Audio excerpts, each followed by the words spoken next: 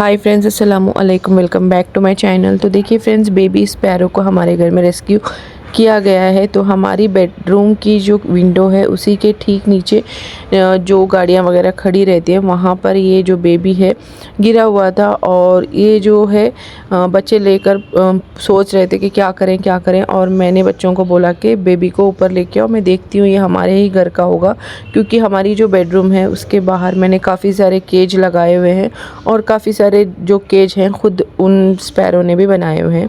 तो मैंने उसको बुलाया तो ऊपर लेकर आए बच्चे। तो मैंने एक गमला हमारे घर में खाली पड़ा हुआ था तो निकाल कर मैंने रात में रख लिया। अभी नेक्स्ट डे है। अब यहाँ पर देखिए कुछ खा ही नहीं रहा था। अब इसको क्या करना समझ में नहीं आ रहा था, क्योंकि ये बिना फीड करे सरवाइव नहीं कर पाएगा। काफ़ी छोटा सा बेबी था। तो अज़मा के पापा और मैंने मिलकर काफ़ी कोशिश की है इसको खिलाने की। वैसे तो मुझे काफ़ी ज़्यादा परिंदों से, जानवरों से डर लगता है, लेकिन अज़मा के पापा की वजह से थोड़ा बहुत मैं ये सब चीज़ें कर पाती हूँ। तो उनके लिए मैंने घोल बना कर दे दिया था और उनकी थोड़ी बहुत मैंने मदद की है, यहाँ पर हेल्प की है उसको फीड कराने में। तो इसको हमने रेस्क्यू कर लिया था, क्योंकि मैंने जैसे अज़मा के पापा को बोला कि एक ऐसे स्पैरो जो है नीचे था, और मैंने उनको बोला तो उन्होंने उन्होंने कहा कि किसी बॉक्स में डालकर रख लेना, मैं आकर देखूँगा। और हमारी जो विंडो है वहाँ पर काफ़ी ज़्यादा बेबीज़ आते रहते हैं, हम काफ़ी ज़्यादा आवाज़ें सुनते रहते हैं स्पैरो की। इस बार ना बुलबुल जो है स्पैरो को काफ़ी तंग कर रहे हैं कि उसको भी बेबी देना है। इस वजह से उसी के घर पे वो मतलब रेडीमेड उसको घर मिल रहा है, तो वो काफ़ी तंग कर रही थी। और 2-3 दिन से हम देख ही रहे थे बुलबुल स्पैरो को बहुत ज़्यादा तंग कर रही थी। हालांकि उसमें बेबी था उसका स्पैरो का, तो हम वही सोच रहे थे। फिर उसके बाद क्या हुआ, इसी दिन सुबह में स्पैरो और बुलबुल की पता नहीं झगड़े हुए, कुछ ना कुछ तो नोक झोंक हुई। उसके बाद बुलबुल थी तो स्पैरो जो है लटक गई थी उनके कुछ ना कुछ वो झगड़ों की वजह से। विंडो में लटकी हुई थी उल्टा, उसका एक पैर किसी में फंसा हुआ था। तो फिर वर्दीन ने मुझे फ़ोन किया था कि देखो वहाँ पर स्पैरो जो है लटकी हुई है, उसका पैर जो है फंसा हुआ है, उसको निकालो। फिर मैंने आकर देखा, और वैसे तो मैं पकड़ती नहीं हूँ, डर बहुत ज़्यादा लगता है। तो फिर अज़मा के पापा जो है नहाने के लिए गए थे, फिर वो आए। तो जब तक वो आए और देखा उन्होंने, तो स्पैरो जो है पहले तो थी, बाद में जब तक टेबल वगैरह लेकर आते ऊपर चढ़ने के लिए विंडो में, तब तक स्पैरो जो है उसका जो है पैर जो है निकल गया था और वो उड़कर चली गई थी। भाग तो नहीं गई थी, उड़कर चली गई थी। फिर इसके बाद वो वापस आई ही नहीं, वो उसी का बेबी है। तो वो डर के नहीं आई, क्योंकि उसका पैर फंसा था, पता नहीं उसकी जान को ख़तरा है ऐसा समझकर वो नहीं आई। तो फिर बाद में ये जो बेबी है डर के, मतलब ये थोड़ा बहुत उड़ सकता था। अगर हम लोग इसको ज़मीन पे से छोड़ेंगे तो थोड़ा थोड़ा आगे जा रहा था। इसको इतनी हिम्मत नहीं मिल रही थी कि बाहर जाएँ, पूरा प्रॉपर उड़ पाएँ। तो उसके लिए ये नीचे गिरा हुआ था, और इसको हमने अब फीड करा लिया है। और हमने सोचा कि अब फीड तो करा लिया है, अब इसको घर पे रखेंगे तो ये सरवाइव नहीं करेगा, और इसको 20-20 मिनट में खिलाना पड़ता है। तो अज़मा के पापा ने कहा कि ये घर पे रखेंगे तो नहीं सरवाइव करेगा, इसको ना हम विंडो में रख देते हैं। तो यहाँ पर इसकी काफ़ी ज़्यादा हमने खातिरदारी की है, लेकिन अब घर में रखने की बारी आई तो बार बार फीड तो नहीं करा सकते, क्योंकि अज़मा के पापा जो हैं शॉप पे रहते हैं, और मैं तो बिल्कुल पकड़ तो नहीं रह सकती, क्योंकि मुझे डर लगता है। हाँ, थोड़ी बहुत अज़मा के पापा जब रहते हैं तो थोड़ी बहुत मैं उनके साथ हेल्प करा देती हूँ। जैसे वो जो हमारे पास इंजेक्शन था उसमें थोड़ा सा हमने लिक्विड डाल दिया चने का, और थोड़ा बहुत मैंने इंजेक्शन से थोड़ा बहुत खिलाने की कोशिश की है। तो इसी तरह से इतनी ही मैं मदद कर सकती हूँ, और ज़्यादा कुछ नहीं, क्योंकि मुझे बहुत ज़्यादा डर लगता है। तो मैंने अज़मा के पापा को कहा कि जैसा आप कह रहे हो वो सही बात है, अगर इसको विंडो में रख देते हैं, ये सरवाइव नहीं कर पाएगा, तो एक काम करते हैं विंडो में ही रख देते हैं। तो अब उसका खाना पीना हो गया था। यहाँ पर अज़मा के पापा उसको चेक कर रहे थे, कहीं हमने ज़्यादा तो नहीं खिला दिया। उसका ना पेट काफ़ी छोटा सा था, तो जो भी वो खाता है वो दिखता है। तो हमने पहले भी पैरेट पाला हुआ था, तो हमें पता है कि किसको कितना खिलाते हैं। तो बस यहाँ पर वो चेक कर रहे थे। तो बस अभी वो काफ़ी अच्छे से खेल रहा है, उसके जो पर हैं वो भी चेक कर रहे थे, क्योंकि वो उड़ेगा नहीं उड़ेगा। तो वो काफ़ी हेल्दी था, अच्छा था। फिर थोड़ी देर हमने उसके साथ मतलब बैठे, देखे, चेक किया। इसके बाद जाकर हमने विंडो में रखने की सोची।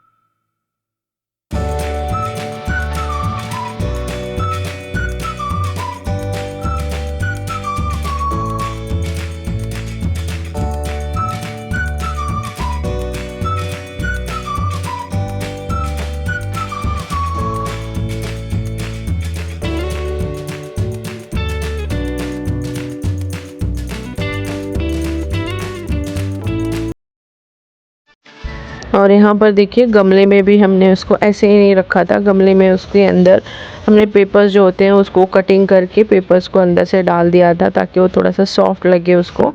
तो इस तरह से रखा था। अब हम लेकर आए हैं इसको विंडो में। पहले तो हमने काफ़ी कोशिश की, हाँ, ताकि क्योंकि ना स्पैरो काफ़ी छोटे होते हैं, वो इंसानों से ज़्यादा डरते हैं, तो इस वजह से अज़मा के पापा जो है कर्टन के पीछे थे और सिर्फ बेबी को जो है इसी तरह से दिखा रहे थे।